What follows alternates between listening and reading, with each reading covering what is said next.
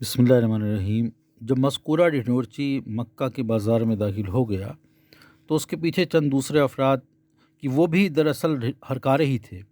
کیچڑ میں سنے چہرے اور ننگے بدن کے ساتھ مکہ کے گلی کوچوں میں چل نکلے اور خوف زدہ انداز میں پہلے ہرکارے کا ساتھ دینے لگے۔ انہیں اریاں ہرکارے یعنی ننگے ہرکارے کہا جاتا تھا۔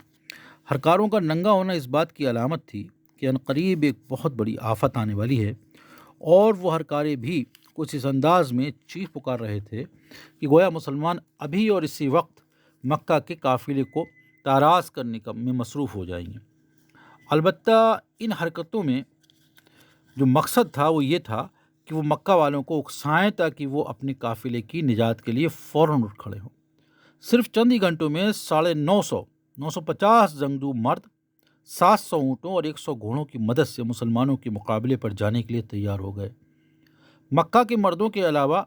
شہر کی عورتیں بھی جو نطاف یعنی خوشخبری دینے والے قاصد کے نہ آنے پر بے چین اور پریشان تھی، جنگی ٹولے کے ساتھ چلنے پر آمادہ ہو گئیں۔ عربی زبان میں نطاف کا مطلب ہے بالوں کے زائل کرنے والا، اور جیسا کہ ہم بتا چکے ہیں کہ یہ نام در حقیقت اس قاصد کو دیا گیا تھا جو کسی قافلے کے پہنچنے سے پہلے ہی مکہ پہنچ جاتا اور قافلے کے آنے کی خوشخبری سناتا تھا۔ مکہ کی ان عورتوں نے جو جنگی ٹولے کے ساتھ چلنے کو تیار تھیں، یہ فیصلہ کیا کہ وہ مدینے تک جائیں گی اور میدان کارزار میں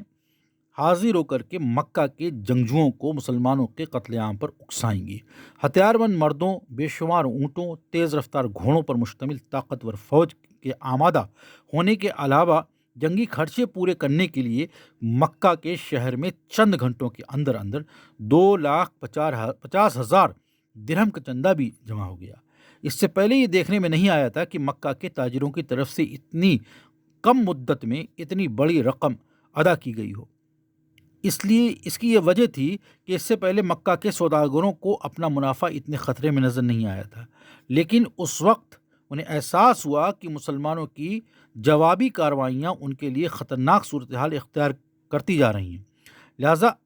اگر ان سے نپٹنے کے لیے کوئی فوری چارہ جوئی نہ کی گئی تو مکہ کے تجارتی قافلوں کی آمد و رفت معطل ہو جائے گی، اور اس طرح وہ لوگ بھی اپنے وجود سے ہاتھ دھو بیٹھیں گے۔ دوسری طرف حضرت محمد صلی اللہ علیہ وسلم بھی مدینے میں ایک گروہ کو آمادہ کر رہے تھے، اور جس کا کام یہ تھا کہ مدینے کے پاس سے گزرنے والے مکہ کے قافلے کا راستہ روک دیں۔ حضرت محمد صلی اللہ علیہ وسلم کی سپاہ 313 افراد پر مشتمل تھی، جو ابھی رضاکارانہ طور پر اس گروپ میں شریک ہوئے تھے۔ واضح رہے کہ یہ کارروائی مشرکین مکہ کے اس اقدام کے جواب میں کی جا رہی تھی جس سے انہوں نے مسلمانان مدینہ کی ناکہ بندی کر کے انہیں کھانے پینے کی رسد سے محروم کر رکھا تھا، اور قریش جو مکہ کے رہنے والے تھے مسلمانوں کو مرغوب کرنے اور انہیں دین اسلام سے دستبردار ہونے پر مجبور کرنے کے لیے طرح طرح کے ہتھ کنڈے استعمال کر رہے تھے۔